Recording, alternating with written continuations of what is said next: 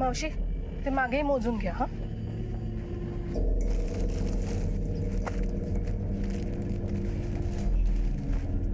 उर्मिला जरा उतर आओ.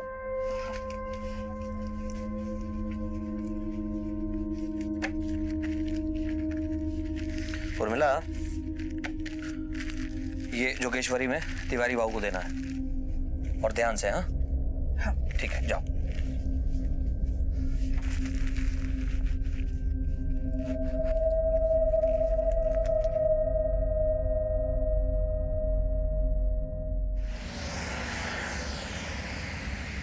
हाँ सुनील, हाँ गाने एकदम मस्त है. नहीं नहीं ताई ताई सुन ना. एक मिनट सुनील, एक मिनट. कुछ पैसे तो देना यार, बहुत भूख लग रही है. जाके वड़ा पाव लेके आता हूँ मैं. भूख तो मुझे भी लगी है. आई को आने देना, वो आके बनाएगी. देख आई आ गई. आई इतनी देर कहाँ लगा दी? सबको भूख लगी है. क्यों? तू नहीं खाना बना सकती? जब देखो तब फोन फोन फोन. हाँ सुनील.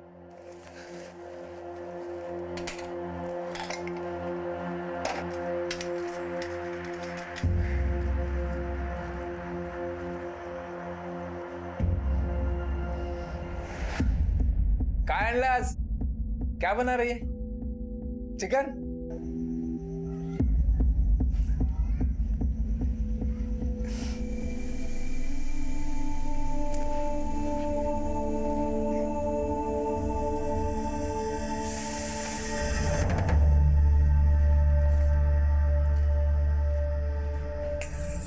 आई कल सुनील के आई बाबा आ रहे हैं. शादी की तारीख पक्की करना.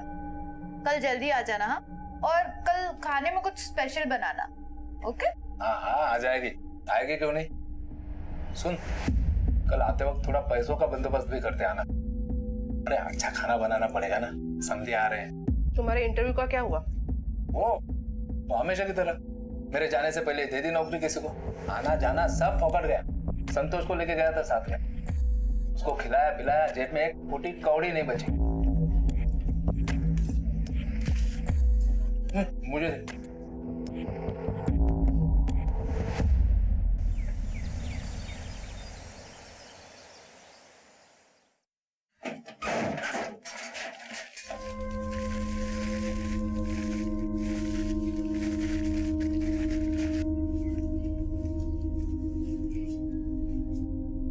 देवा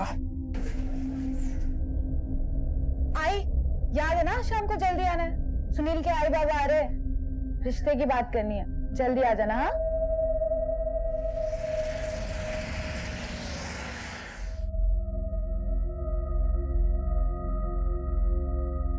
The number you are trying to call is currently switched off.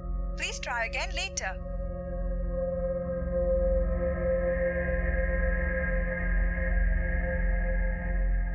बाबा देखो ना, आई अभी तक नहीं आई. पता नहीं कहाँ रह गई. नहीं आई तो आ जाएगी, उसमें क्या है. फोन भी बंद आ रहा है उसका. अब वो लोग आ जाएंगे तो तू एक काम कर, तू सुनील को फोन करके बोल दे आज के दिन मत आना. ठीक है? अरे ऐसे कैसे मना कर दूं? वो लोग निकल गए होंगे घर से. आप एक काम करो ना, स्टेशन तक देख कर आओ ना. पागल होगी. अगर तेरी आई स्टेशन तक आएगी तो यहाँ तक भी आएगी ना. गौतम का है, उसको भेज दे. गौतम कहाँ सुनता है मेरी? घूम रहा होगा अपने दोस्तों के साथ. पवार आहेत का? हाँ या ना. नमस्कार. बसा बसा. कैसा है? ये बस.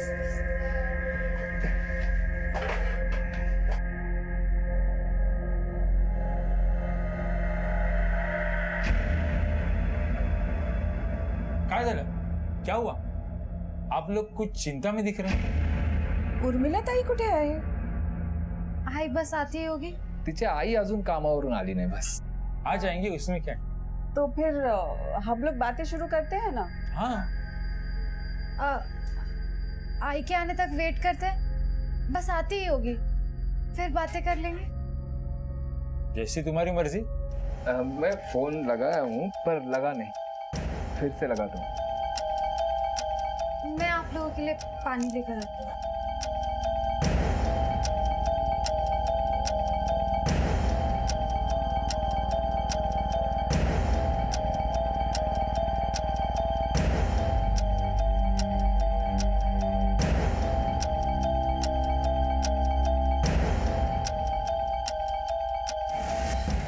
और इंतजार नहीं होता। उर्मी आएगी ना तो भेज देना उसको, बाकी बातें हम बाद में देखेंगे। चलो। चल रे सुनील, नुगुया आपण। मुझे नहीं लगता जब तक आपकी पत्नी आती हम कोई फैसला कर सकेंगे, क्योंकि सब फैसले आपकी पत्नी के हाथ में है ना। खामा बुला लिया। चला रे। सुनील, तो रुक, मैं देखता हूँ। बाबा।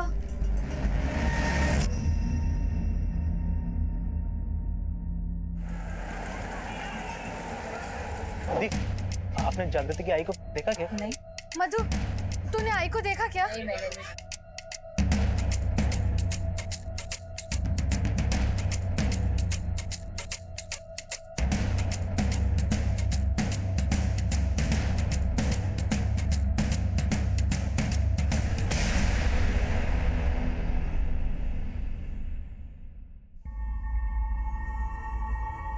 आई का यहाँ पर कुछ पता नहीं चल रहा है और तू यहाँ आराम से लेटा है। शर्म नहीं आती तुझे? हाँ, नहीं आती है शर्म। और तेरे को इतनी फिक्र है आई की तो खुद जाके ढूंढना बाहर। मैं ढूंढ ही रही हूँ, लेकिन तू भी तो मदद कर सकता है। नहीं करनी है मेरे को कोई मदद। चल जा ऐसे। इससे बात ही करना बेकार। पता नहीं आई कहाँ होगी, कैसे। आई का कुछ पता चला? नहीं, मैंने शेल कॉलोनी, ठाकुर बप्पा सब जगह देख लिया, लेकिन तुम्हारी आई के बारे में कहीं कुछ पता नहीं चला है। जागृति, तुम एक काम करो, तुम पुलिस स्टेशन जाओ, मैं बाकी जगह भी देखता हूँ। अगर कुछ भी पता चला मैं तुम्हें फोन कर दूंगा।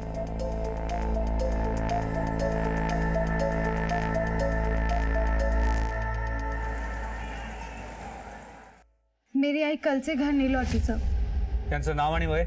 उर्मिला सुभाष पवार, उम्र 45 साल। कहाँ से घर से?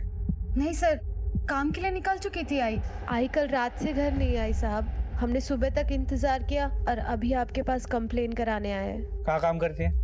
दीवा में श्रीकांत प्लास्टिक फैक्ट्री में काम करती है आई। कब से काम करती है वहाँ? यही कुछ 7-8 महीने से।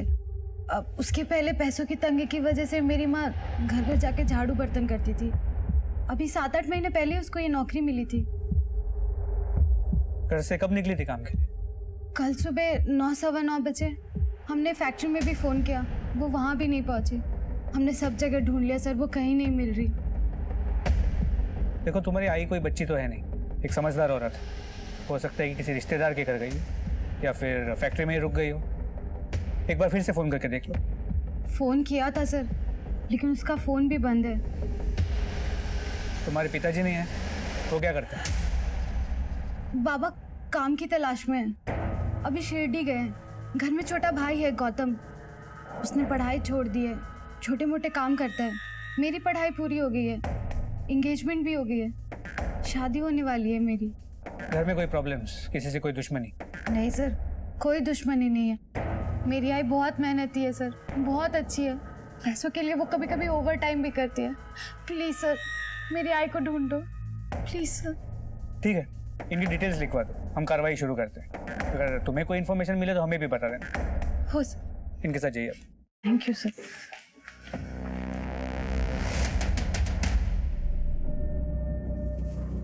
उर्मिला पवार यही काम करती है? हाँ साहब। आज आई है क्या? नहीं साहब। आखिरी बार कब आई? 5 तारीख को आई थी साहब। फैक्ट्री के मालिक हैं, उन्हें बुलाइए। मालिक आज फैक्ट्री नहीं आए, वो काम से बाहर गए। ठीक है, जैसे ही वो वापस आते हैं उन्हें हमसे बात करने को बोलिए।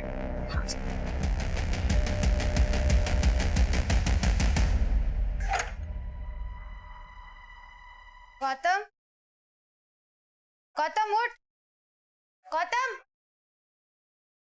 गौतम उठ ना। गौतम, गौतम।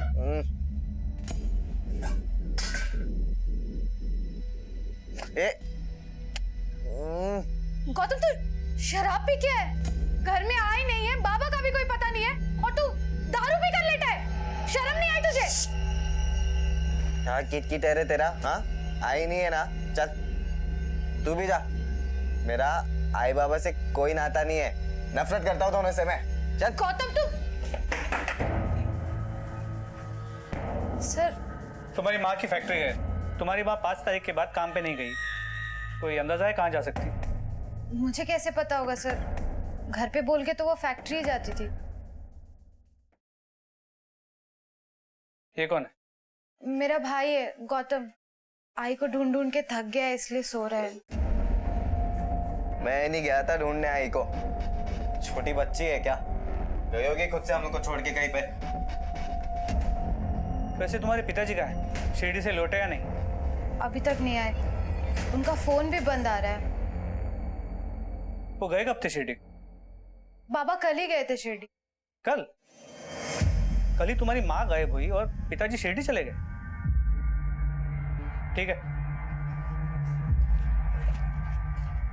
ये पति और पत्नी दोनों गायब हैं। हो सकता है कि दोनों मिलके कोई खेल खेल रहे हैं। कि सुभाष पवार के मोबाइल की लोकेशन ट्रेस करो और एक कांस्टेबल को घर पे नजर रखने को बोलो, और इनमें से कोई भी घर पे आता है तो हमें इन्फॉर्म करने को बोलो। हो साहब।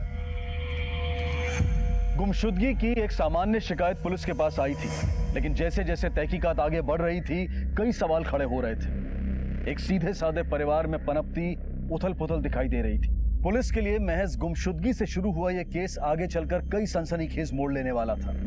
जमीर को झकझोर देने वाले कई सवाल खड़े करने वाला था।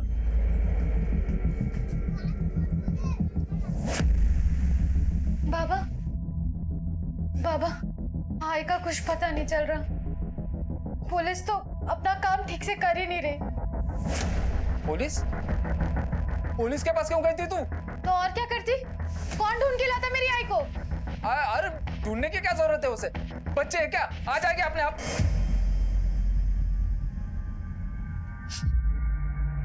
दारू पे क्या है तू? अरे हाँ, पिया है मैं दारू। तुम पी सकते हो, मैं नहीं पी सकता क्या? उल्टा मुझे तो जरूरत है इस चीज की। अभी तेरी जरूरत पूरी करता हूँ। अरे बाबा, दारू! बाबा छोड़ दो। दारू पी बाबा छोड़ दो। जुबान लंबी हो गई है तेरी। सुभाष पवार, चला। मुझे क्यों पकड़ रहे साहब? चलो, ले चले इसे। बाबा को कहाँ लेके जा रहे हो? बाबा,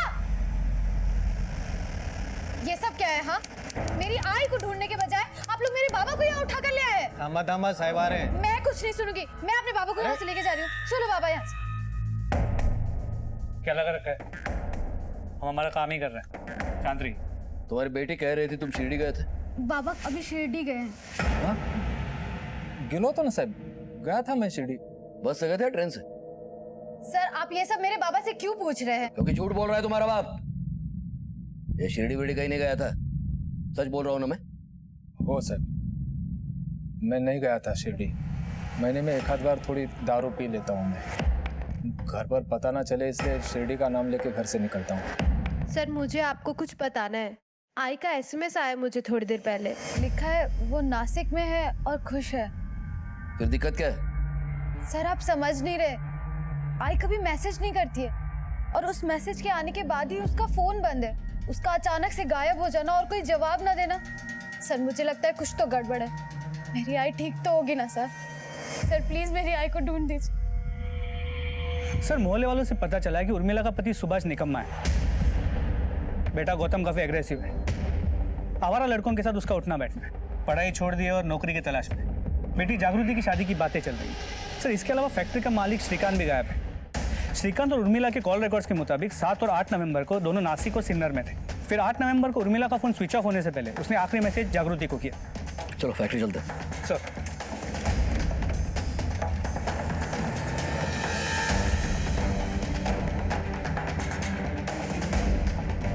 श्रीकांत, वो रहे शाह। ओ सर, सर। श्रीकांत आमरे जी। कहाँ गायब थे इतने दिनों से? सर गायब नहीं, काम से बाहर गया था, लेकिन मैं पुलिस स्टेशन आने ही वाला था आपके पास। वैसे गए कहाँ थे? सर मेरा काम है, मुंबई से बाहर आना जाना लगा रहता है। बात क्या है? बात यह है कि एक औरत है उर्मिला पवार, जो तुम्हारी फैक्ट्री में काम करती है। हाँ। 6 तारीख से गायब है और तुम भी 6 तारीख से गायब थे। कहाँ थे? सर मुंबई के बाहर ही गया था, नजदीक में। मैं बताता हूँ तुम्हें तुम कहाँ थे। पहले तुम नासिक गए, बाद में सिन्नर गए और तुम्हारे साथ उर्मिला भी थी। सही बोल रहा हूँ ना मैं? सर ये सारा चक्कर उन रुपयों से शुरू हुआ। दरअसल 5 तारीख को उर्मिला फैक्ट्री आई। मैंने उसे 2 लाख रुपए दिए थे एक पार्टी को पेमेंट करने के लिए, लेकिन 6 तारीख को पार्टी का फोन आया। श्रीकांत ये क्या है? अरे 2 लाख में ये औरत 10,000 रुपए पूरे कम लेकर आई है। अगर मैं चेक नहीं करता मेरा तो घाटा हो गया था ना। उर्मिला, ये तिवारी बाबू क्या बोल रहे हैं? कल रात मेरे पति ने पैसे देख लिए थे। ये उसी का काम है। मुझे माफ कर दो साहब। अच्छा ठीक है, कोई बात नहीं, तुम तिवारी बाबू को फोन दो। बोलो। अरे तिवारी जी, देखिए जो आपका 10,000 बाकी है वो अपन अगले हिसाब में जोड़ लेंगे। आप मैडम को जाने दो, हाँ कोई बात नहीं। ठीक है, जाइए। पूरी तरह से ऊब चुकी थी सर। शायद उसके घर में कोई उसे समझता ही नहीं था, इसलिए कुछ दिनों के लिए वो अपने रिश्तेदारों के पास जाना चाहती थी, नासिक, ताकि उसके घर वालों को पता चले कि उसकी अहमियत क्या है। पर मुझे डर था कि कहीं वो अकेली है, कुछ गलत ना कर बैठे, तो मैं उसे लेके नासिक चला गया। जब मैं नासिक पहुंचा तो वहां पर कोई था नहीं उसका रिश्तेदार। तो फिर हमने सोचा कि हम सिन्नर के लिए रवाना होते हैं, लेकिन रात बहुत हो गई, बसेस बंद थी, तो फिर हम रात को एक होटल में रुक गए। लेकिन अर्ली मॉर्निंग हम लोग सिन्नर के लिए रवाना हो गए और वहाँ एक माता जी का मंदिर है, हम लोगों ने वहाँ दर्शन किए। उर्मिला ने कहा कि भाई आप यहाँ रुको, मैं अपने रिश्तेदारों को देख कर आती हूँ। मैंने जाने दिया, लेकिन काफी देर तक वो नहीं आई सर। मुझे याद है तकरीबन 3-4 घंटे मैंने उसका इंतजार किया, लेकिन वो नहीं आई। तब जाकर मैं वहां से अकेला लौट के आया। और उसे ढूंढा क्यों नहीं? सर कैसे ढूंढता, उसके घर वालों का कोई पता था नहीं मेरे पास, और ऊपर से मेरा मोबाइल फोन भी बंद हो गया, बैटरी डाउन थी। और मुझे याद आया कि फैक्ट्री के काम से हमारी एक डिलीवरी देनी थी, तो मैं यहाँ अकेला वापस आ गया। ठीक है, उर्मिला के गायब होने से कैसे फायदा हो सकता है? खुद उर्मिला शायद पति से तंग आके गायब हो गई होगी, लेकिन ये तभी पता चलेगा जब उर्मिला हमें मिलेगी। नासिक और सिन्नर पुलिस को उसको फोटो भेज देना, और उसने आखिर में जो कुछ पहना था उसके सारे डिटेल्स। श्रीकांत ने जिन जिन जगहों के बारे में बताया है वहां पे लोकल पुलिस को फिजिकली चेक करने के लिए बोला, और उर्मिला के घर वालों से पूछना सिन्नर और नासिक में उनके कोई रिश्तेदार है भी या? हाँ साहब, इसके साथ में एक स्त्री भी थी, और इस आदमी ने काफी देर तक उस स्त्री का इंतजार भी किया था।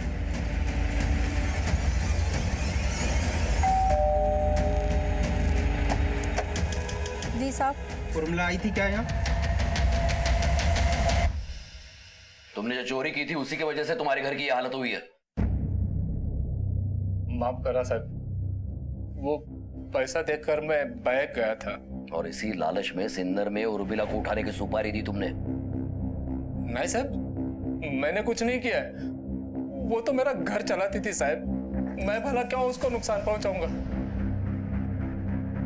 हाँ, मेरे कारण उसे दुख जरूर बहुत हुए हैं, और इसीलिए वो मुझे छोड़ के चली गई साहब।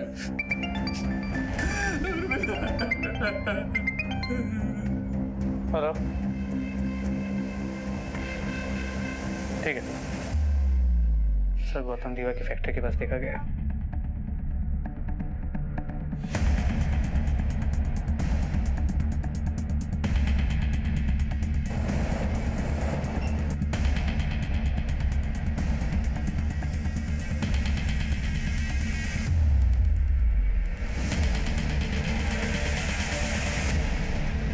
चल बेटा चल, थाने चल। पर मैंने कुछ भी नहीं किया सर, प्लीज सर, मैंने सच्ची कुछ भी नहीं किया सर। सर सच्ची मैंने कुछ भी नहीं किया। पिछले 2 दिनों में 4 बार तुम्हें श्रीकांत के फैक्ट्री के पास देखा गया है। क्या कर रहे थे यहाँ? सर मेरे को श्रीकांत को सबक सिखाना था। कैसा सबक? सर वो श्रीकांत ने मेरी आई को पूरी तरीके से अपनी बातों में फंसा लिया था। कुछ दिन पहले मैं दीवा आया था कुछ काम से, मैंने सोचा था कि मैं आई से मिलता हुआ जाऊंगा, लेकिन जब मैं फैक्ट्री आया सर, तभी मुझे पता चला कि श्रीकांत आई को अपने साथ अपने घर लेकर गया था। तो मैं उसके घर पे गया सर।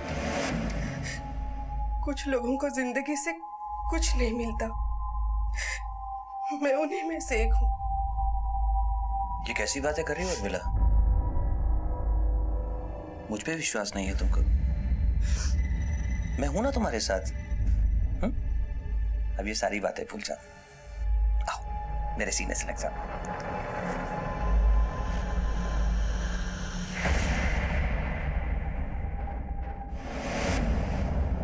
सर मैं उस श्रीकांत से अपना बदला लेकर रहूंगा, नहीं छोड़ूंगा मैं उसको। तो ये पहले क्यों नहीं बताया?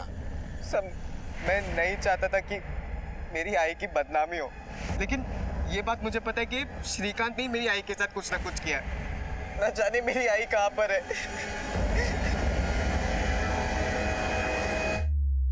सर मैं पहले भी आपको बता चुका हूं, उर्मिला अपने पति और परिवार से परेशान थी सर, इसीलिए मैं उसको सहारा दिया करता था। लेकिन सर मुझे ये नहीं पता था कि अच्छे कामों का अंजाम इतना बुरा होता है। और फिर उस बच्चे ने पता नहीं क्या देख लिया सर, जो मुझ पर डायरेक्ट इल्जाम लगा दिया उसने। ठीक है, मान लेता हूँ मुझ पर इल्जाम लगाना कि मैं कोई भी नहीं हूँ उसका, लेकिन उसकी माँ, उसने अपनी माँ को गलत समझा। ये बात समझ में नहीं आई सर। सर मैंने जो भी बातें आपको बताई हैं वो एक एक बात सही है। आप चाहे तो इंक्वायरी कर लीजिए सर। ठीक है, मान लेते हैं कि तुम सच बोल रहे हो। अब एक बात हमारी भी ध्यान में रखना। जी। ये शहर छोड़ के कहीं भी नहीं जाना। Okay sir. जो थैंक यू। उर्मिला के बेटे गौतम ने पुलिस के सामने एक सनसनीखेज खुलासा किया, लेकिन उसे श्रीकांत ने झुठला दिया। हर एक केस को सुलझाते सुलझाते पुलिस का ऐसे कई मुजरिमों से पाला पड़ता है जो उन्हें सीख भी दे जाते हैं और हैरान भी कर जाते हैं। और यह केस भी उसी दिशा में जा रहा था। पुलिस अपने अनुभव को काम में लाते हुए पूरी गंभीरता से इस केस की तहकीकात कर रही थी, लेकिन आगे जो इस कहानी में होने वाला था उसके बारे में शायद किसी ने सोचा भी नहीं होगा।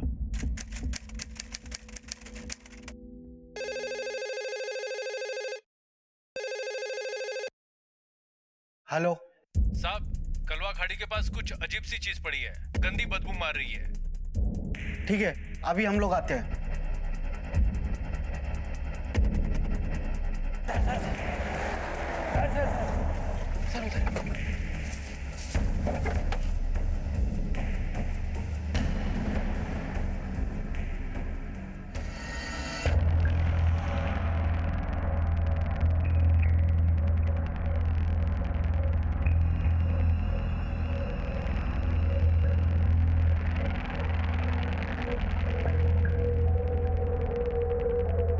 ड्रम को तोड़ो और अंदर से बॉडी निकालो।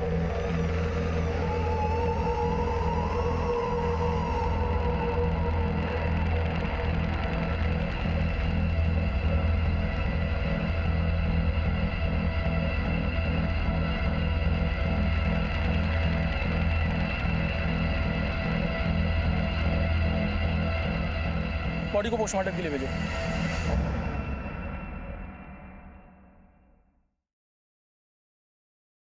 औरत की लाश है, उम्र लगभग 48 साल, सर पे चोट के निशान भी है, मुंह और गला दबाया गया, दम घुटने से मौत हुई है। सर, बैरल में सीमेंट भरकर बॉडी इसके अंदर डाली गई है। पिछले 10-12 दिन की सभी पुलिस स्टेशन से आई गुमशुदा महिलाओं की कंप्लेंट फाइल लेकर के आओ और उससे इस डिटेल्स को मैच करो और अपनी डिटेल्स सभी पुलिस स्टेशन को भिजवाओ। Okay sir.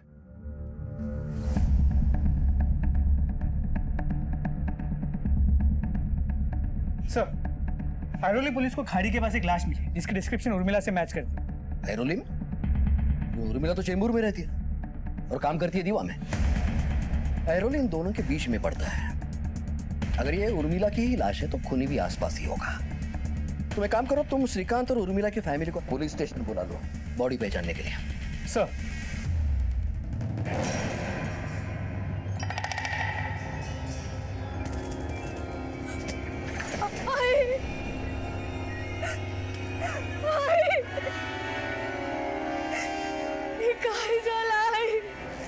आई वाला माफ कर दे, हमें तुझे कभी नहीं सताऊंगी। आई वाला माफ कर दे। आई आई आई जागृति, ये इसलिए मारा मेरी आई को। क्यों मारा मेरी आई को? छोड़ बोल, क्यों मारा? छोड़ से। बड़ी बेरहमी से कत्ल किया गया है। बदन पे स्ट्रगल के निशान हैं, सर पे वार भी किया गया है।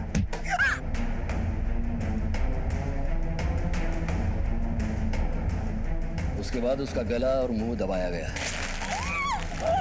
दम घुटने से मौत। उसके बाद उसके हाथ पैर बांधकर उसे ड्रम में, मतलब बैरल में डाला गया। उसके बाद सबूत मिटाने के लिए बैरल में सीमेंट डाला गया।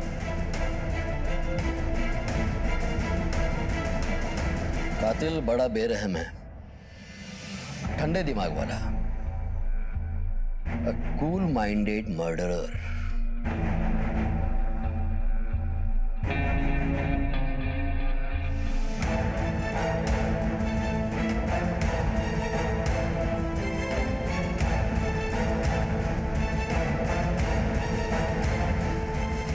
पुलिस के सामने कत्ल का मामला साफ होते ही इस केस को एरोली से चेंबूर पुलिस उर्मिला उस श्रीकांत के अफेयर की वजह से वो भी उसे मार सकता है। और तीसरा, हमें गुमराह करने के लिए उर्मिला की जगह किसी और को मारकर उसे उर्मिला की आइडेंटिटी देके खुद उर्मिला किसी और जगह अपनी अलग आइडेंटिटी से रह रही होगी। उर्मिला की फैमिली का डीएनए बॉडी से मैच करवा लो। जी सर। नासिक में श्रीकांत और उर्मिला जहां जहां घूमे वहां का सीसीटीवी फुटेज मिला? सर श्रीकांत के बयान के मुताबिक और कॉल रिकॉर्ड से जो लोकेशन मिले वहां कहीं पे भी सीसीटीवी कैमरा नहीं मिला। उर्मिला का मर्डर अगर 6 तारीख को हुआ है तो 7 और 8 तारीख को श्रीकांत किसके साथ घूम रहा था? फिर से नासिक जाओ, फिर से पूछताछ करो उर्मिला का फोटो लेके। और 10 तारीख को सातारा में उर्मिला का फोन क्या कर रहा था? या तो चोरी हो गया होगा या फिर उसे कोई घुमा रहा होगा। हम किसी को क्लीन चिट नहीं दे सकते। मर्डर लोकेशन फिर से टटोलना होगा श्रीकांत के साथ। उसे कुछ तो हड़बड़ाहट होगी और हमारे हाथ से कुछ छूटा तो नहीं, इसका क्रॉस चेकिंग भी हो जाएगा। सर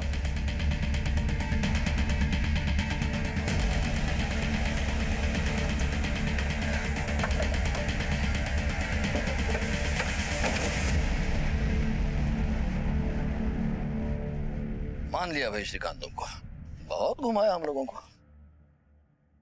उर्मिला को 6 तारीख को ही मार दिया था और हमें महाराष्ट्र दर्शन करवाए।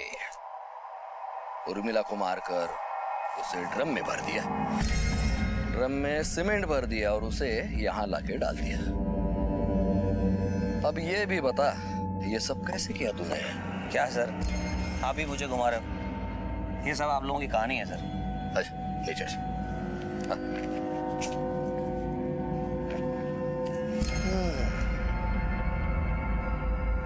अच्छा वो टेम्पो कहाँ से लाए थे? टेम्पो था या मिनी ट्रक था या वैन? भाड़े पे लाए थे ना? सर मुझे समझ में नहीं आ रहा आप क्या कह रहे हैं। एक तो लाश, वो भी ड्रम में भरी हुई, उसमें सीमेंट भरा हुआ। मतलब ये एक आदमी का काम नहीं हो सकता। और कौन था साथ में? सर मैं आपको पहले ही कह चुका हूँ, ये सारी मनगढ़ंत बातें हैं आपकी। मुझे समझ में नहीं आ रहा आप कहना क्या चाहते हैं। 12 तारीख को कहाँ थे तुम? 12 तारीख को दीवा में था मैं। कमांडर की बात ही समझेगा ये।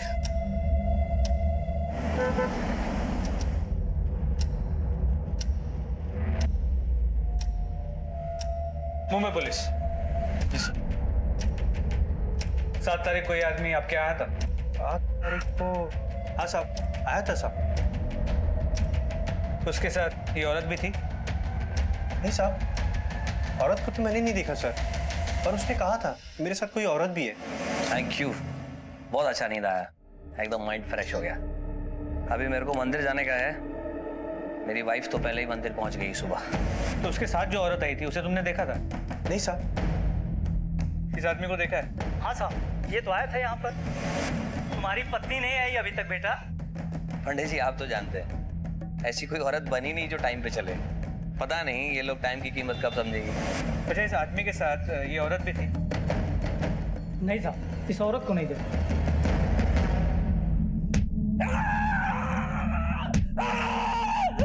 बस बस बस बस बस कमांडर, बस थोड़ा आराम करा।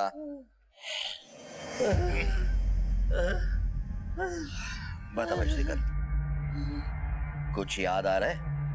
सर याद आने लायक कुछ नहीं है बात। बस कमांडर बस बस।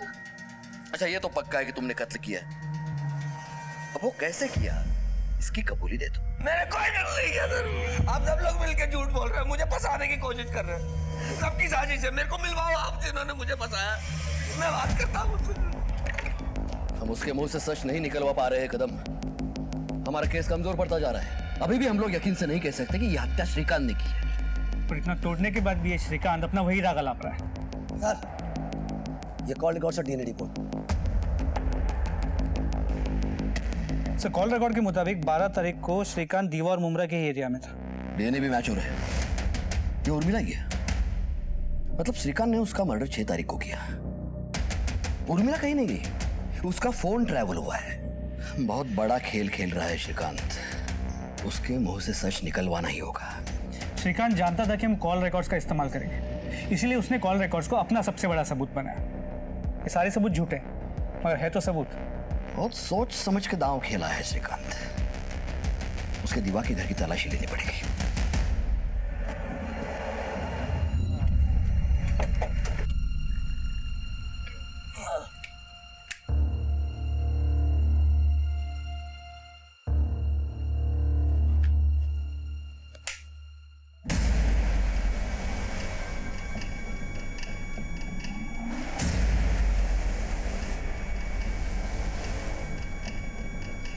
अंदर लो उसे।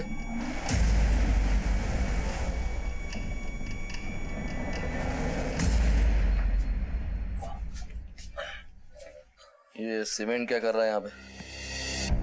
सर यहाँ पे इतने चूहे हैं कि जीना मुश्किल हो गया। आप जरा झुक के देखिए सर। सीमेंट लगा लगा के थक गया हूँ सर। चूहे मारने की दवाई भी ड्रॉर में रखी है, लेकिन कुछ असर ही नहीं होता सर। आप चाहे तो चेक कर लीजिए, ड्रॉर में रखिए।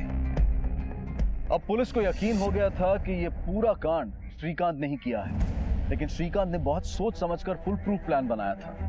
उसका कबूलनामा पुलिस के लिए बहुत जरूरी हो गया था, क्योंकि बिना इकबालिया बयान के वो अदालत से छूट जाता। सर श्रीकांत बात नहीं मान रहा। अभी अपनी बात पे डटा है कि उसने उर्मिला को नहीं मारा। वो लोग नासिक गए थे, सिन्नर गए थे, लेकिन वहां से उर्मिला कहाँ गई है उसे नहीं पता। अब तो मुझे भी उसकी बात पे विश्वास होने लगा है। हो सकता है शायद सच में श्रीकांत ने उर्मिला को नहीं मारा। रिलैक्स कदम। अपना काम सबूत, सिचुएशन और लॉजिस्टिक्स पे निर्भर है। और ये मत भूलो कि उर्मिला का मर्डर 6 तारीख को हुआ था और श्रीकांत के खिलाफ के सारे सबूत 6 तारीख के बाद के हैं। लॉजिक यह कहता है कि ये पूरा कांड श्रीकांत ने ही किया है, लेकिन पक्के सबूत नहीं है। सिचुएशन अपने हिसाब से बनाकर रखी है श्रीकांत ने। बड़ा ही शातिर दिमाग है, वही फिल्मी प्लॉट सोच करके रखा है।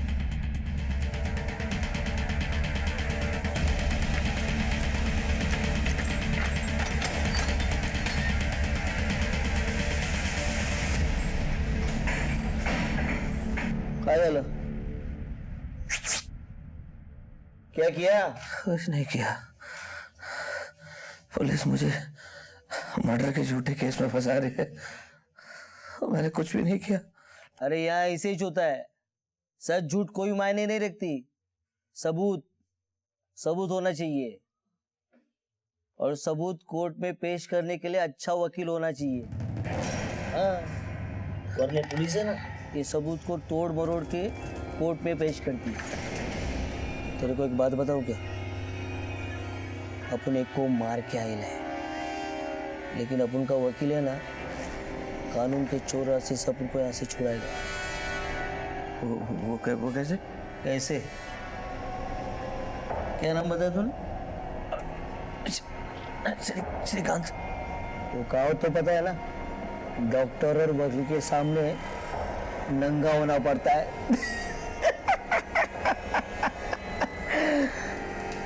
मच्छी मार्केट क्या चल रहा है? चल बेबे चल, कमांडर को बुलाना।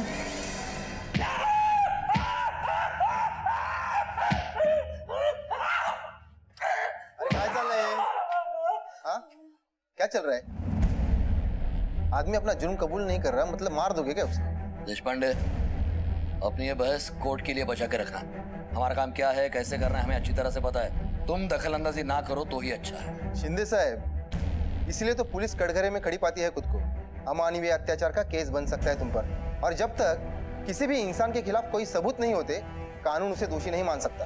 और आप ऐसे किसी को भी रिमांड में लेके सिर्फ पूछताछ कर सकते हो, मार नहीं सकते। हे बघा, हे तुमची केस नाही आहे, तुम्ही तुमच्या केस बद्दल बोला। नाही आला डॉक्टर।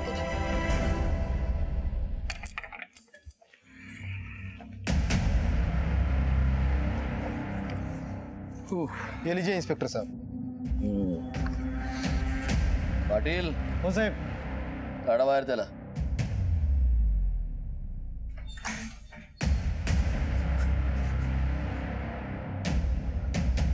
अरे भावा, तू कशाला घाबरतोय? पुलिस ने अपन के लिए लॉकअप खोला है। तेरे को बोला था ना, देशपांडे वकील, वो देख, अपन की जमानत भी हो गई और अपन को फांसी के फंदे से भी बचाएगा। हाँ हाँ साहब, आलू ना। वकील साहब तू जा।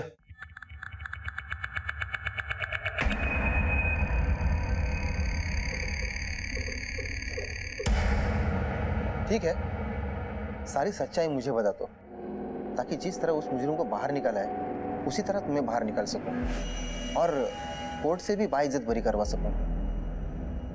पर थोड़ा पैसा ज्यादा लगेगा। वकील साहब बार बार वही बात, जो भी सच था वो सब आपको भी बताया, पुलिस को भी बताया। अब क्या करूं मैं? देखो, मैं तो सिर्फ इतना ही कर सकता हूँ कि ये पुलिस वाले तुम पर 3rd डिग्री का इस्तेमाल नहीं कर पाएंगे। कल तुम्हारी रिमांड खत्म होगी और तुम्हें कोर्ट में पेश किया जाएगा। लेकिन ये पुलिस वाले बड़े शातिर हैं। इन्हीं सबूतों पर तुम्हारी रिमांड फिर से बढ़ा लेगी और उस वक्त मैं कुछ नहीं कर पाऊंगा, क्योंकि सच्चाई मुझे अभी पता नहीं है। ठीक है, ख्याल रखना अपना।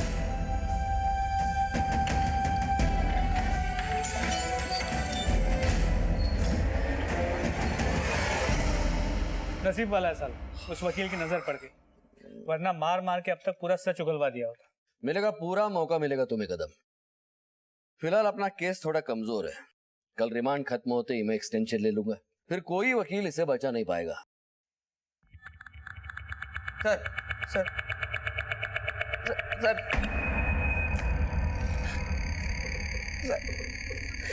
सर, एक बार और वकील साहब से मिलवा दीजिए प्लीज। मुर्गे की आखिरी इच्छा भी पूरी कर दो कदम, कल इसे हलाल तो होना ही है। घबराओ मत, सब सच सच बताओ, मैं तुम्हें बचा लूंगा। वकील साहब 6 नवंबर को उर्मिला उस पार्टी के पास से सीधी मेरे पास आई घर पे। बाकी सब कर सकते हो, शादी क्यों नहीं कर सकते? श्रीकांत, मैं तंग आ चुकी हूँ इस दोहरी जिंदगी से। मैंने अपना सब कुछ अपने पति पर न्यौछावर कर दिया और उसके बदले मुझे क्या मिला? सिर्फ धोखा। उर्मिला, हमारा रिश्ता प्यार का रिश्ता है, लेकिन इसमें शादी कहां से आ गई? अच्छा, तो तुम मेरा इस्तेमाल कर रहे थे। अब मैं तुम्हारे पत्नी को बताऊंगी, पूरे समाज को बताऊंगी तुम कितने घटिया इंसान हो। तुमने मुझ पे हाथ उठाया श्रीकांत, अब मैं तुम्हें नहीं छोड़ूंगी। अब तो तुम गए, अब देखना मैं क्या करती हूँ।